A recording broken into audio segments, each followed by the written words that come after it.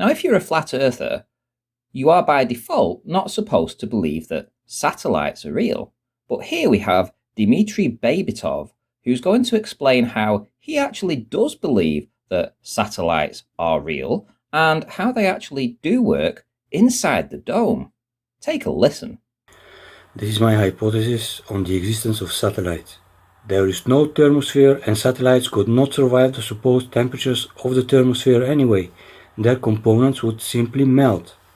I do believe that satellites do exist within this flat plane. I will explain my opinion on it, even if it sounds really crazy. Just hear me out. I think that satellites are being launched with rockets as we see, but they are being literally hooked and anchored into the dome. I think that they are being pinned into the dome with a relatively low-tech hooking device. I believe that such a primitive sounding way of hooking and anchoring them up into the dome is a very effective way of doing it. In fact, I believe that it could very well be the only possible way. The satellites need to be placed in the nose of the rocket with a spear-like hook pointing upwards. The rockets are equipped with proximity sensors and their speed is regulated by onboard computers. When the rocket has almost approached the dome, the nose cap of the rocket will be ejected and the hook of the satellites will be the hardware that sticks out.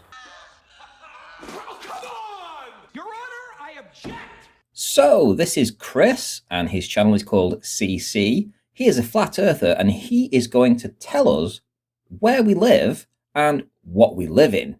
They wouldn't have never let flat Earth out. I would have never been able to figure out flat Earth if they did not let it out.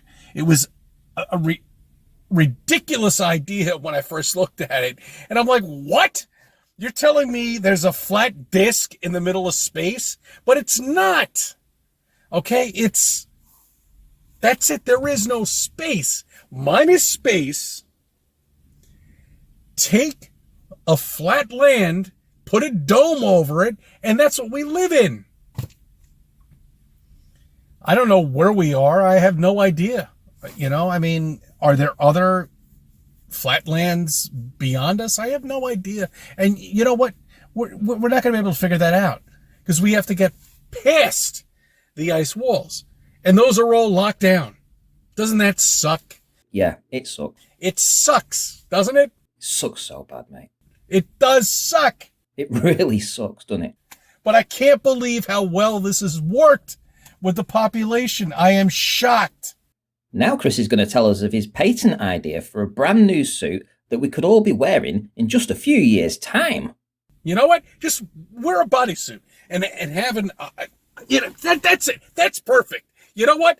Wear a bodysuit with needles coming out of it and just have an IV coming out and just pump yourself up all the time.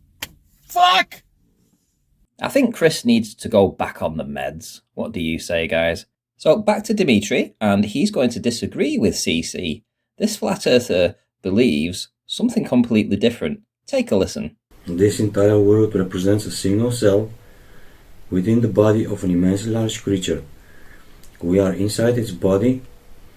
It's a living being that is tens and perhaps even hundreds of trillions of kilometers in size and consists of trillions of cells.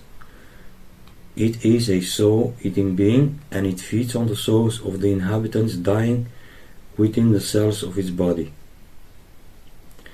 It has a lifespan of a few million years and I know that it has already surpassed its infant period. Currently, the immensely large creature is anywhere from a toddler to a small child. I estimate its current age to be between 50 to 100,000 years. It's definitely not a fully grown adult yet, because only up to a few centuries ago there were giants walking around.